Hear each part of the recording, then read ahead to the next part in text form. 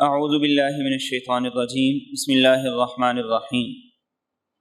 سورۃ عصر مکی صورت ہے اور یہ مختصر 3 آیات پر مشتمل ہے۔ قرآن کریم کی 3 صورتیں ہیں جو 3 آیات پر مشتمل ہیں۔ ایک یہی صورت ہے سورۃ عصر، ایک سورۃ کوثر ہے اور تیسری سورۃ اخلاص ہے۔ یہ 3 صورتیں ہیں جو سب سے چھوٹی صورتیں ہیں، 3 آیات پر مشتمل ہیں۔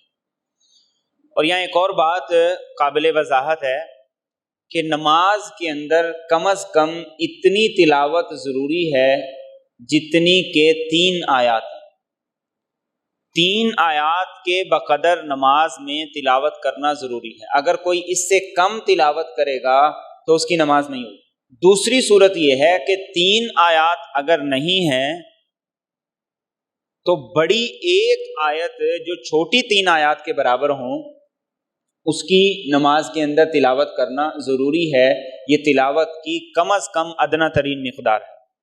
یعنی آپ کہہ سکتے ہیں کہ سورۃ عصر، سورۃ کوثر اور سورۃ اخلاص ان جیسی صورتوں کی تلاوت نماز میں کر لی جائے، یا کم از کم اگر وہ بڑی آیت ہے تو کم از کم اس کی تلاوت اتنے الفاظ پر مشتمل ہو جتنے الفاظ پر یہ 3 صورتیں اپنی 3 آیات کے ساتھ مشتمل۔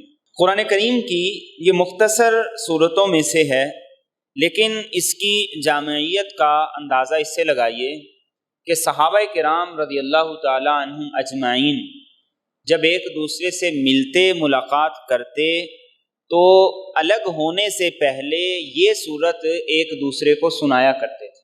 اسے اندازہ لگائیے کہ سورہ مبارکہ کی اہمیت کیا ہے۔ اور امام شافعی رحمۃ اللہ علیہ نے اس سورت مبارکہ کی اہمیت کے بارے میں یہ فرمایا کہ یہ وہ صورت ہے کہ اگر لوگ صرف اسی پر غور و فکر کر لیں تو یہ ان کے لیے کافی ہے۔ اور ایک اور موقع پر امام شافعی رحمۃ اللہ علیہ نے یہ بات فرمائی کہ اگر قرآن کریم میں صرف یہ ایک صورت بھی ہوتی تو لوگوں کے لیے کافی تھی، ان کی زندگی کی اصلاح کے لیے، معاشرے کی اصلاح کے لیے۔ ارشاد فرمایا بسم اللہ الرحمن الرحیم، والعصر، قسم ہے عصر، ان الانسان لفی خسر، یقیناً انسان سارے کے سارے البتہ خسارے میں۔ سورہ مبارکہ کا آغاز قسم کے ذریعے سے۔ یہاں قسم سے کیا مراد ہے؟ اس سلسلے میں مفسرین کی مختلف آراء ہیں۔ عصر کا ایک معنی ہے جو ہمارے ہاں معروف ہے، عصر کا وقت، جب دن اختتام پذیر ہو رہا ہو، اور دن کے اختتام پذیر ہونے کے ساتھ ساتھ انسان کو اپنے دن بھر کی کمائی کا اندازہ ہو جاتا ہے، آج کس سے کتنے ملے اور کس کی طرف کتنے گئے، آج کا دن کاروباری اعتبار سے کیسا رہا، اس کا اینڈ کیسا ہو رہا ہے۔ تو اس موقع پر انسان کو یا تو یہ احساس ہو رہا ہوتا ہے کہ آج کا دن بڑا اچھا رہا، آج سیل پہلے سے زیادہ رہی، یا آج لوگوں سے وصولی پہلے سے زیادہ ہو گئی، یا یہ رہا کہ آج کا دن پہلے سے اچھا نہیں رہا، کل کا دن زیادہ بہتر تھا، پچھلا ہفتہ زیادہ بہتر تھا، آج کے دن جو ہدف تھا وہ پورا نہیں ہوا۔ تو یہ انسان اس وقت کیا سوچ رہا ہوتا ہے؟ یا وہ سوچ رہا ہوتا ہے نفع کا یا نقصان کا۔ اللہ فرما رہے ہیں اس وقت کی قسم ہے، انسان اس نفع اور نقصان سے نکل کر اگر سوچے تو یقیناً صرف ایک نہیں، سارے کے سارے انسان خسارے میں، کہ جو صرف اپنے نفع نقصان کو اس دنیا کے نفع نقصان کے اعتبار سے دیکھ رہا ہے اور اگلے نفع نقصان کو جہاں اس نے ہمیشہ جا کے رہنا اس کے بارے میں سوچ ہی نہیں رہا۔ اور ایک دوسری تفسیر یہ کی گئی ہے کہ یہاں والعصر سے مراد ہے نماز عصر۔ جیسے قرآن کریم نے سورۃ فجر کے آغاز میں فجر کی قسم کھائی، فجر کی نماز کی قسم، یا فجر کے وقت کی قسم ہے، تو یہاں پر بھی عصر کی نماز کی قسم۔ اور قرآن کریم نے ہی سورۃ بقرہ کے اندر 5 نمازوں میں سے جس نماز کو بڑی تاکید کے ساتھ ادا کرنے کا حکم دیا وہ نماز عصر، جسے حافظوا علی الصلوات वस्सलातिल वुस्ता, दरमियानी नमाज करार दिया गया। और ये दरमियानी नमाज हदीस मुबारका के मुताबिक ये असर की नमाज है। एक इस एतबार से कि इस वक़्त के अंदर फरिश्तों की तब्दीली होती, दिन वाले फरिश्ते इस वक़्त चले जाते हैं और रात वाले फरिश्ते जो इंसान का नामा अमाल लिखते हैं वो इस वक़्त आ जाते हैं। और दूसरा इस एतबार से कि ये वक़्त उमूमी तौर पर कारोबारी एतबार से गहमा गहमी का वक़्त होता है और इंसान इस नमाज को बाकी नमाजों की बनिस्बत ज़्यादा गफलत और सुस्ती के साथ पढ़ता है, तो इसलिए फरमाया वल असरी, असर की नमाज की कसम। अल्लाह के रसूल सल्लल्लाहु अलैहि वसल्लम ने ये बात इरशाद फरमाई कि जिस आदमी की असर की नमाज फोत हो गई, जिस आदमी की असर की नमाज क़ज़ा हो गई, तो गोया कि वो यूं समझे जैसे उसका घर बार कारोबार सब कुछ छीन लिया गया और वो रोड पे आ गया। आप सोचिए उस आदमी के बारे में कि जिसने ज़िंदगी भर मेहनत की, कमाई की, घर बनाया, कारोबार को उरूज पे पहुंचाया, ऐसे हालात आ गए, क्राइसिस में आ गया कि वो सब कुछ छिन गया। अल्लाह के रसूल सल्लल्लाहु अलैहि वसल्लम ने फरमाया एक दिन की असर की नमाज छोड़ देना वो इतना बड़ा नुकसान रखता है जैसे घर बार कारोबार सब कुछ छीन लिया। और इस नमाज के बारे में ख़ास तौर पे रसूल अकरम सल्लल्लाहु अलैहि वसल्लम ने जो एक और बात इरशाद फरमाई, आपने फरमाया ये मुनाफिक की नमाज होती और वो बैठकर ये इंतज़ार करता रहता है कि अभी नमाज का वक़्त है, अभी नमाज का वक़्त है, और वो असर की नमाज को लेट करता रहता है, करता रहता है यहाँ तक कि सूरज गुरूब होने का वक़्त बिल्कुल करीब आ जाता है तो जल्दी से उठ के कव्वे की तरह 4 ठूंगे मार के नमाज पढ़ता है। आपने फरमाया ये मुनाफिक की नमाज।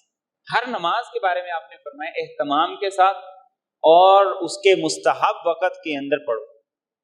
इस नमाज के बारे में आपने खास तौर पे फरमाया बिला वजह लेट करते जाना कि अभी वक़्त है, अभी है, और जब पढ़ी तो ऐसे पढ़ी जैसे सर से उतारती है, तो आपने फरमाया ऐसी नमाज पढ़ना ये मुनाफिक की अलामत और उसकी निशानी। एक और राय मुफस्सिरीन की इसमें यह है कि यहाँ असर से मुराद है रसूल अकरम सल्लल्लाहु अलैहि वसल्लम का ज़माना, अल्लाह उसकी कसम खा रहे हैं।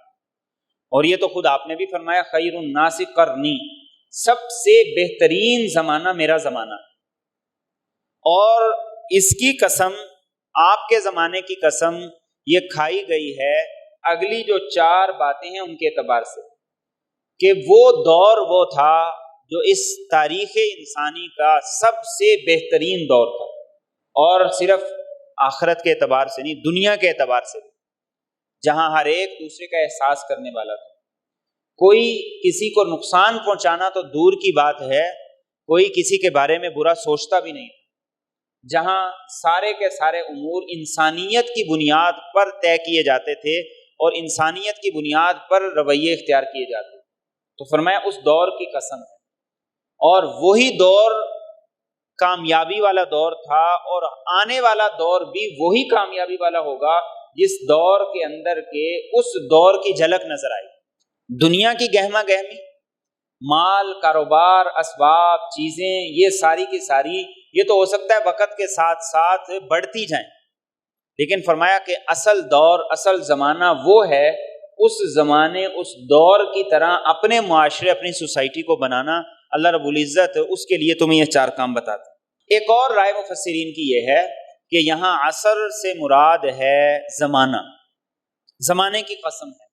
अल्लाह रब्बुल इज़्ज़त मुतलकन ज़माने की कसम खा रहे हैं, या दूसरे लफ्ज़ों में आप कह सकते हैं कि अल्लाह रब्बुल इज़्ज़त इंसान की ज़िंदगी की कसम खा रहे हैं। आप यूँ भी कह सकते हैं कि अल्लाह रब्बुल इज़्ज़त तारीख़ इंसानी की कसम खा रहे हैं। तारीख़ में कोई भी डका छुपा नहीं, इंसान की तारीख़ कामयाब और नाकाम लोगों से भरी पड़ी। तो अल्लाह फरमा रहे हैं कि ऐ बंदे, तू गौर कर, तू तसव्वुर कर, तू ये सोच कि इंसानी तारीख़ में जिस सोच के साथ तू जी रहा है, कितने लोग इस सोच को लेकर उन्होंने जिंदगी गुजारी, दिन रात एक किया, आज उनका अंजाम क्या है गौर कर। कितने लोग वो हैं इस इंसानी तारीख में जिन्होंने इतनी शोहरत पाई कि लोग उनकी एक झलक देखने के लिए बेताब होते थे, आज कोई वजूद नहीं। कितने ही ऐसे हैं کہ جنہوں نے اس انسانی تاریخ میں نام اور شہرت پائی پیسے کی وجہ سے، اتنا پیسہ اکٹھا کیا کہ کوئی ان کا مقابلہ نہ کر سکا، لیکن اللہ فرماتے زمانے کی قسم ہے، تاریخ کی قسم ہے، دیکھو آج وہ کدھر ہے۔ اور کتنے ہی لوگ وہ ہیں جنہوں نے مشکل حالات کے اندر زندگی گزاری لیکن کردار کے معاملے میں سمجھوتا نہیں کیا، آج بھی دنیا ان کو یاد رکھے ہوئے ہے۔ تو اللہ فرماتے ہیں والعصر، یہ زمانہ سب سے بڑی گواہی۔ کتنے لوگ ایسے ہیں جن کے چاہنے والے، جن کے فین بہت زیادہ تھے، لیکن جب ان کے جنازے کا وقت آیا تو ان کے جنازے میں 200 لوگ بھی نہیں تھے، جن کے فالوور 2 ملین سے زیادہ تھے۔ کتنے کتنے نامور اس انسانی تاریخ میں ہر شعبے سے تعلق رکھنے والے، شعبے سے تعلق رکھنے والے، کرکٹ سے تعلق رکھنے والے، کاروبار سے تعلق رکھنے والے، ہمارے شہروں میں، ہمارے شہروں کے باہر ایسے ہیں جنہوں نے خود اپنے آپ کو موت کے پھندے لگایا اور خودکشی کر کے اپنی زندگی کا خاتمہ کیا۔ اللہ فرماتے ہیں والعصر، یہ زمانے کی قسم ہے، اس زمانے میں ساری گواہیاں موجود ہیں، تم دیکھ لو جس رویے کے ساتھ تم چل رہے ہو، اس رویے کو اپنانے والے تم پہلے نہیں، تم سے پہلے بہت سے لوگ۔ ان الانسان لفی خسر، فرمایا انسان یقیناً سارے کے سارے بالکل خسارے میں، نقصان میں۔ امام راضی فرماتے ہیں کہ اس آیت کی تفسیر مجھے سمجھ آئی کہ جس وقت میں بازار میں گیا تو ایک آدمی برف بیچ رہا تھا، اور برف بیچتے ہوئے یہ اعلان کر رہا تھا کہ اس آدمی پر رحم کرو جس کا سرمایہ پگھلا جا رہا۔ تو امام راضی فرماتے ہیں کہ مجھے سورۃ عصر یاد آ گئی کہ اللہ انسان کو زمانے کی قسم کھا کے کہتے ہیں کہ تو بھی تو زمانے کا ایک حصہ ہے، چند سانس ہے تیرے پاس، تیرا زندگی کا سرمایہ یہ سانس ہے، یہ وقت ہے جو پگھلتا جا رہا ہے، گزرتا جا رہا ہے اور تیزی سے نکلتا جا رہا ہے، اس کی سپیڈ پہلے سے زیادہ تیز ہو گئی۔ اور یہ قیامت کی نشانیوں میں سے، اللہ کے رسول صلی اللہ علیہ وسلم نے ارشاد فرمایا کہ قیامت کی نشانیوں میں سے ایک یہ ہے کہ انسان کا سال وہ ایسے گزرے گا جیسے مہینہ گزر گیا، مہینہ ایسے گزرے گا جیسے ہفتہ، ہفتہ ایسے گزرے گا جیسے ایک دن۔ آج ہم سوچیں، تصور کریں کہ زندگی کتنی تیزی سے دوڑتی چلی جا رہی ہے۔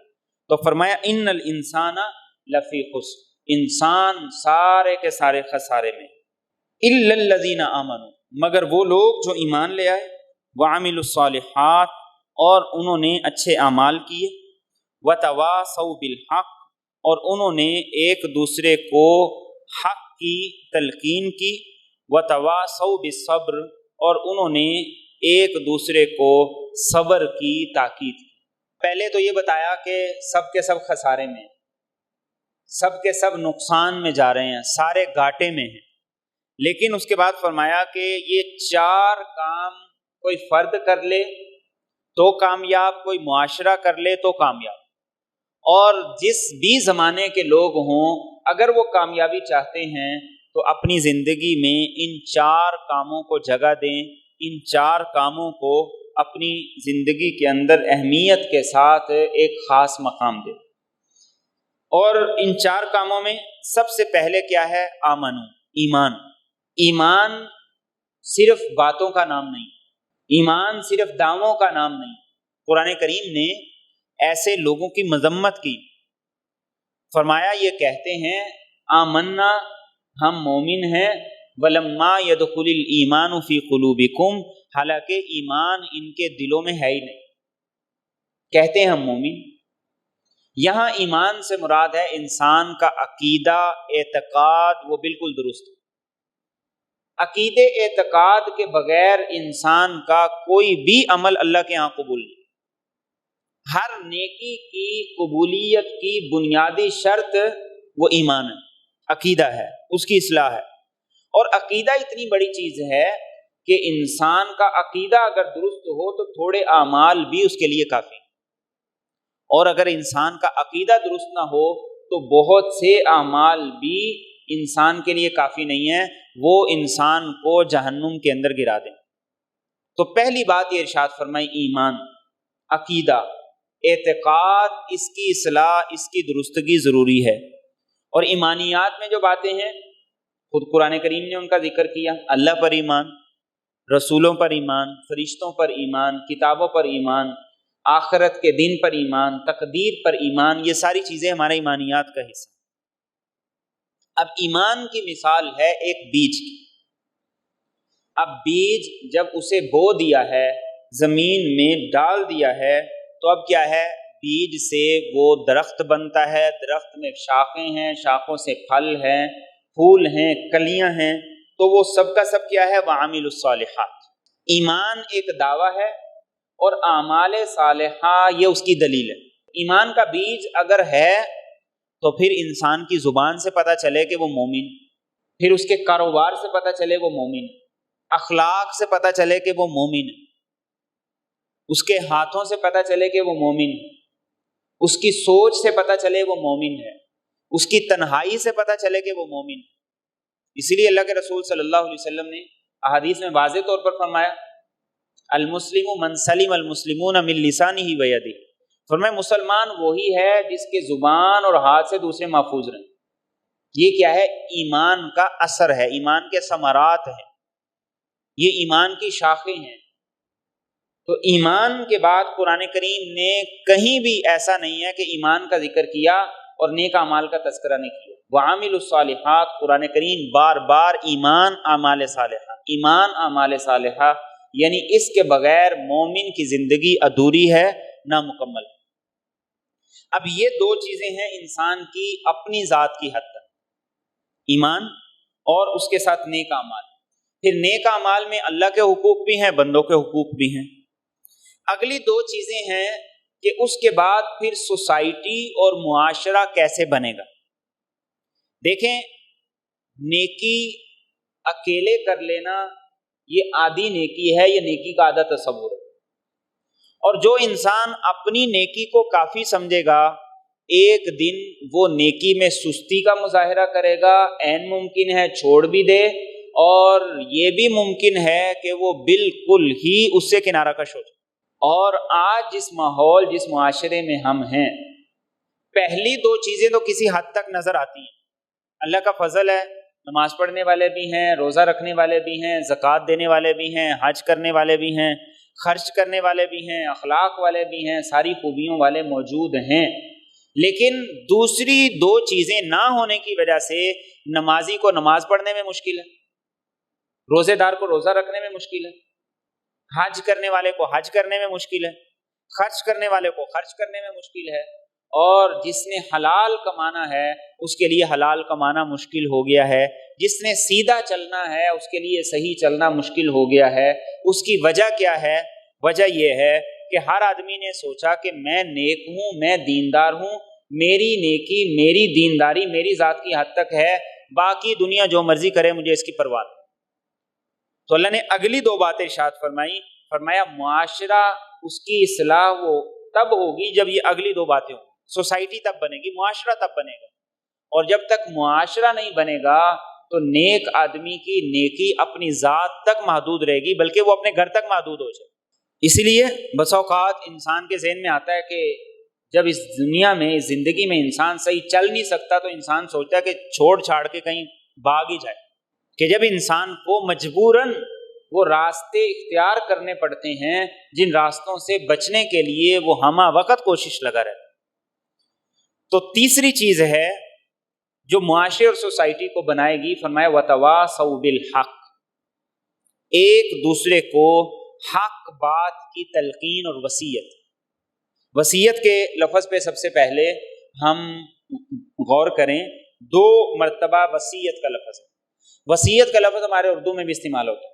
وصیت کا لفظ بولا جاتا ہے انسان کی زندگی کے وہ آخری بات، آخری کلمات، آخری جملے، آخری تحریر جس کی اس کی زندگی میں بڑی اہمیت ہوتی ہے، جس کے لیے وہ باقاعدہ طور پر وکیل کو بلا کے لکھوا بھی دیتا ہے، گواہ بھی بنا دیتا ہے، اور بسا اوقات اپنے جو قریبی رشتہ دار ہیں ان کو بلا کے کہتا بھی ہے، اور دین نے بھی اس کو بڑا اہم سمجھا۔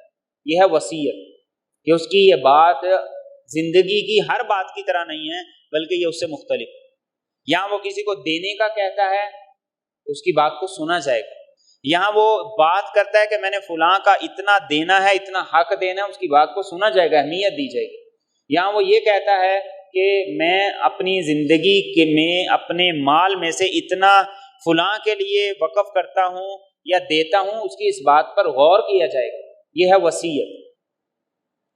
اور وصیت کے بارے میں اللہ کے رسول صلی اللہ علیہ وسلم نے جو فرمایا، آپ نے ارشاد فرمایا کہ کوئی مسلمان ایسا نہیں ہونا چاہیے جس کی 2 راتیں گزر جائیں اور اس نے اپنی وصیت نہیں لکھی ہو۔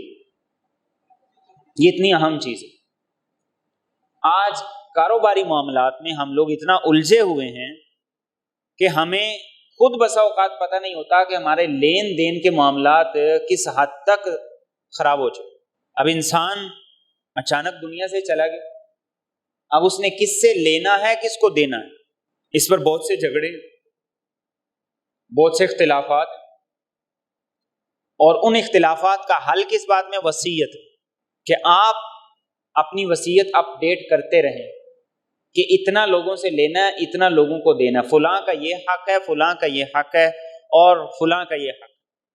اور صحابہ کرام رضی اللہ تعالیٰ عنہ اجمعین صرف اپنے اس مال کے بارے میں نہیں، اپنی موت کے بارے میں بھی وصیت کر کے جایا کرتے۔ عمر بن عاص رضی اللہ تعالیٰ عنہ، آپ کے بارے میں آتا ہے کہ آپ نے وصیت کی تھی، آپ نے کہا تھا کہ میں جب مر جاؤں تو تدفین جلدی کرنا، اور میرے ساتھ آگ لے کر نہ جانا، اور جب مجھے دفن کر دیا جائے تو دفن کرنے کے بعد میری قبر پر اتنی دیر ٹھہرنا جتنی دیر میں اونٹ کو ذبح کر کے اس کا گوشت تقسیم کیا جاتا ہے، اور اس وقت رب کی طرف مشغول ہو جانا تاکہ میرے سے جو اس وقت سوال کیا جائے تو تمہاری باہر موجودگی کی وجہ سے مجھے ان سوالات کے جواب دینے آسان ہو جائے۔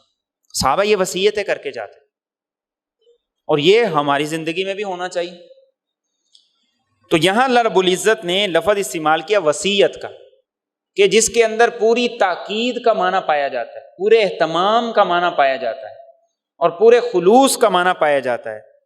تو کیا فرمایا؟ پہلا کام ہے ایک دوسرے کو حق بات کی تلقین، حقیقت کی تلقین۔ انسان کی زندگی اس کو 2 طرح سے شیطان خراب کرتا ہے۔ ایک خراب کرنے کا طریقہ ہے انسان کے ذہن میں شکوک و شبہات ڈال دیتے، اور یہ شکوک و شبہات کیا ہیں؟ یہ انسان کے ایمان کو برباد کر دیتے۔ اسی لیے پہلی بات ہے وَتَوَاصَوْا بِالْحَقِّ، ایک دوسرے کو حق بات کی تلقین کرو، اور شکوک و شبہات سے اپنے دین کو، اپنے ایمان کو بچاؤ۔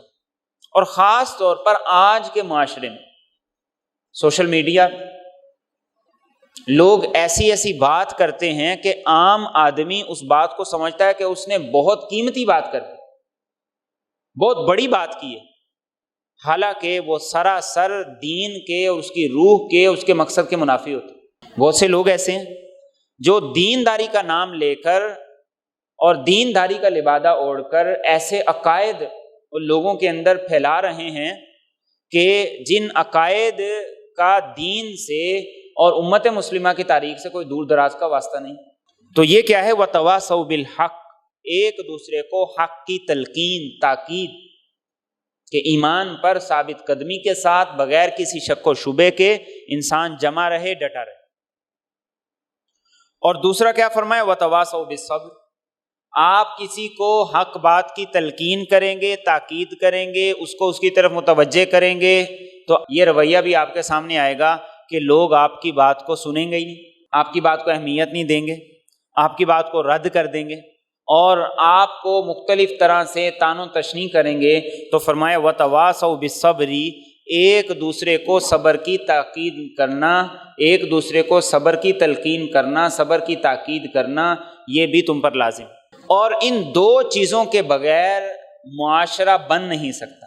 آج ہمارا رویہ اس کے برعکس ہو گیا۔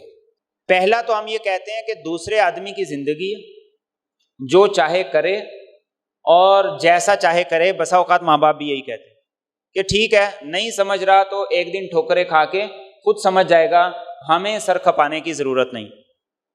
جبکہ دین کہتا ہے کہ نہیں، سب سے پہلے ماں باپ کا حق ہے کہ وہ طریقے سے، سلیقے سے، حکمت سے بار بار کہتے رہیں۔ عموماً ہمارا کہنے کا رویہ درست نہیں ہوتا۔ اصل خامی خرابی یہاں پر ہے، ہمارا کہنے کا رویہ درست نہیں ہوتا، کہنے کا انداز درست نہیں ہوتا، طریقہ درست نہیں ہوتا، وقت درست نہیں ہوتا۔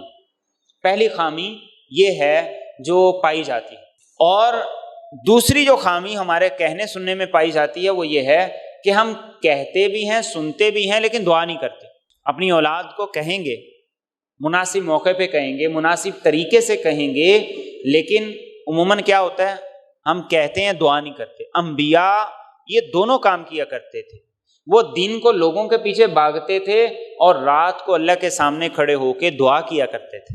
آج ہم سوچیں ہم اپنی اولاد کے لیے کتنی دعا کرتے ہیں، سوچیں اپنے ماں باپ کے لیے کتنی دعا کرتے ہیں، اپنی بیوی کے لیے کتنی دعا کرتے ہیں، اور بیوی سے کبھی پوچھیں کہ تم میرے لیے کتنی دعا کرتی ہو اور کیا کرتی ہو۔ ماں باپ اولاد کے معاملے میں شاید کسی حد تک مثبت جواب آئے، بیوی کے معاملے میں دعا کرنے کا تو تصور شاید ہے ہی نہیں۔ تو اس معاملے میں ہمارا جواب عمومی طور پر نفی میں ہوگا۔ بیوی کی اصلاح تربیت کی ذمہ داری خاوند پر ہے۔ لڑائی میں، جھگڑے میں، اختلافات میں، طلاق تک نوبت آ جاتی ہے، لیکن ہمارا اس پہلو کی طرف دھیان ہی نہیں جاتا کہ ہم اللہ سے اس پہلو سے بھی مانگیں۔ دلوں کو بدلنے والا تو اللہ تعالیٰ ہے نا۔ ہم باقی معاملوں میں تو بھاگ دوڑ کرتے ہیں، لیکن اس معاملے میں اپنی جو ذمہ داری ہے اس کو ادا نہیں کر رہے ہو۔ تو دو باتیں معاشرے کی اصلاح کریں گے، حق بات کی ایک دوسرے کو تلقین، اور ایک دوسرے کو پھر صبر کی تلقین۔ قرآن کریم نے ذکر کیا ہے یہودیوں کا کہ اللہ نے انہیں منع کیا تھا ہفتے کے دن مچھلی کا شکار نہیں کرنا، انہوں نے بہانے سے، ہیلے سے شکار شروع کر دیا۔ قرآن کریم کا بیان یہ ہے کہ عذاب سے صرف وہی لوگ بچے تھے جو دوسروں کو منع کرتے تھے، باقی ساری قوم پر اللہ کا عذاب آیا۔ ایک اور موقع پہ قرآن کریم نے کہا لعن الذین کفروا من بنی اسرائیل علی لسان داود وعیسی ابن مریم ذالک بما عصوا وکانوا یعتدون۔ داؤد علیہ السلام اور عیسیٰ علیہ السلام کی زبان سے ان پر لعنت کی گئی۔ لعنت کی وجہ کیا تھی؟ اللہ کی نافرمانی، حد سے تجاوز، اور اگلی بات کیا ہے؟ کانوا لا یتناہون عن منکر فعلوہ، جس گناہ میں وہ مبتلا ہوتے تھے وہاں ایک دوسرے کو منع نہیں کرتے تھے۔ تواصوا بالحق اور تواصوا بالصبر، یہ دونوں چیزیں اس بات کی طرف مجھے اور آپ کو متوجہ کرتی کہ دوسرے کو غلط سے بھی روکنا ہے۔ اور کچھ عرصہ پہلے ہمارے معاشرے میں یہ رواج تھا کہ کوئی بھی اگر غلط کرتا تھا تو لوگ اس کو کہتے تھے، منع کرتے تھے، روکتے تھے، اس کے بڑوں کو بتایا کرتے تھے، اور وہ بھی شکر گزار ہوا کرتے تھے۔ لیکن اب وقت کے ساتھ ساتھ کیا ہے، ہم نے یہ تصور بنا لیا ہے کہ اس کی زندگی ہے، وہ جو چاہے کرے، اور وہ بھی یہی سوچتا ہے کہ میری زندگی ہے، میں جیسے چاہوں کروں۔ دین نے کہا ہے کہ اس طرح معاشرے میں بگاڑ تو پیدا ہوگا، اصلاح نہیں ہوگی، اور معاشرے میں بڑھتی ہوئی برائی، بے حیائی، اس کی روک تھام کا واحد ذریعہ یہی چیز ہے۔ نیکی کا حکم کرو اور برائی سے منع کرو، اور لوگوں کو برائی کی طرف جانے سے روکو۔ اور جو دوسری بات ہے وَتَوَاصَوْا بِالصَّبْرِ، ایک دوسرے کو صبر کی تلقین۔ یہ جو صبر کی تلقین ہے اس کا مفہوم بڑا وسیع ہے۔ نیک اعمال پر ثابت قدمی انسان کے لیے ضروری۔ اب انسان نیک اعمال میں سستی کا مظاہرہ کر رہا ہے تو اس کے اندر چستی کب آئے گی؟ جب دوسرا اس کو تھپکی دے گا اور دوسرا اس کو متوجہ کرے گا۔ وَتَوَاصَوْا بِالصَّبْرِ، ایک آدمی گناہوں سے رکا ہے، باز ہے، اپنے آپ کو اللہ کی نافرمانی سے روکے ہوئے ہے، لیکن حالات ایسے بن گئے ہیں کہ اس کی طرف جانے کا ارادہ بن رہا ہے، تو اس صورت میں کیا چیز اس کو روکے گی؟ دوسرے کی طرف سے وصیت اور تاکید۔ اور اسی طریقے سے لوگوں کے جو رویے ہیں ان رویوں پر کیا چیز انسان کو صبر کا سبق دے گی؟ وہ دوسروں کی تاکید اور تلقین۔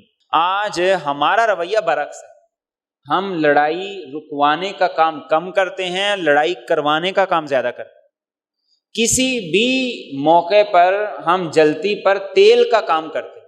میاں بیوی کی لڑائی ہو تو، اور دو کاروباری لوگوں کا تنازع ہو تو، کسی آدمی کا بہن بھائیوں سے تنازع ہو تو، ہر معاملے کے اندر ہمارا رویہ معاملے کو ٹھنڈا کرنے کی بجائے کیا ہوتا ہے؟ اس کو بڑھانے کا ہوتا ہے، اس کو ہوا دینے کا ہوتا ہے۔ اللہ کے رسول صلی اللہ علیہ وسلم نے ارشاد فرمایا اس آدمی پر اللہ کی لعنت ہے جو میاں بیوی کے درمیان میں جدائی کا، لڑائی کا ذریعہ بنے۔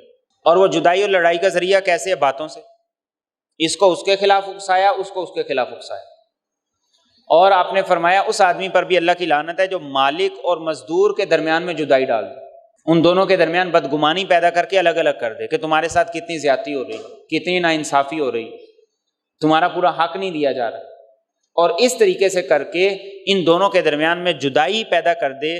تو آپ صلی اللہ علیہ وسلم نے ارشاد فرمایا کہ ایسے لوگوں پر اللہ کی لعنت، نہ چاہتے ہوئے اور غیر محسوس انداز سے، غیر محسوس طریقے سے ہم بسا اوقات دوسرے کو بے صبری پہ آمادہ کر دیتے۔ تو حکم کیا ہے؟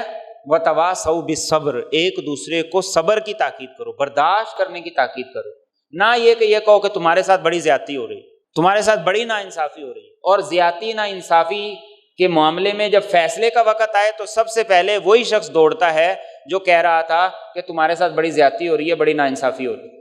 تو یہ جو اکسانے کا کام ہے، قرآن کریم نے کہا اس کی بجائے کیا کرو؟ ایک دوسرے کو صبر کی تاکید کرو، صبر کی تلقین کرو۔ اس سے کیا ہوگا؟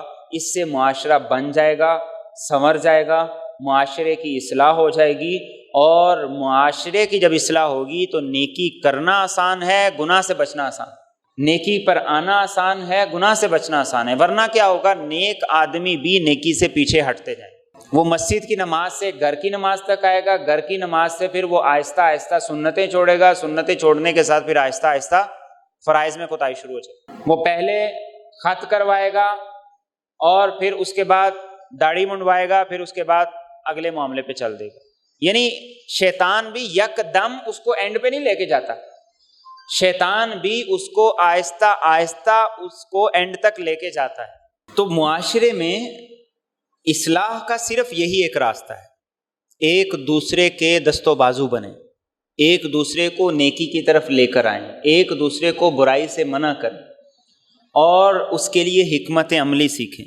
حکمت کے ساتھ دوسرے کو جب ہم روکیں گے اور پھر اللہ سے دعا بھی کریں گے تو انشاءاللہ العزیز معاشرے کی بھی اصلاح ہوگی اور برائی وہ خود بخود مٹتی چلی جائے گی۔ کسی نے بڑی خوبصورت بات یہ کی ہے کہ معاشرے میں برائی کی وجہ برے لوگ نہیں ہیں، بلکہ معاشرے میں برائی کی وجہ یہ ہے کہ نیک لوگ، اچھے لوگ برائی کو دیکھتے ہیں اور آنکھیں بند کر کے چل دیتے، تو برائی کرنے والے کو کیا ہوتے؟ جرت ہو جاتی کہ مجھے تو کوئی روک نہیں سکتا، مجھے تو کوئی پوچھ نہیں سکتا، اور مجھے کسی کو جواب نہیں دینا ہے۔ تو اس وجہ سے معاشرے میں پھر برائی بڑھتے بڑھتے یہاں تک بڑھتی ہے کہ انسان کے لیے خود عمل کرنا مشکل ہو جاتا ہے۔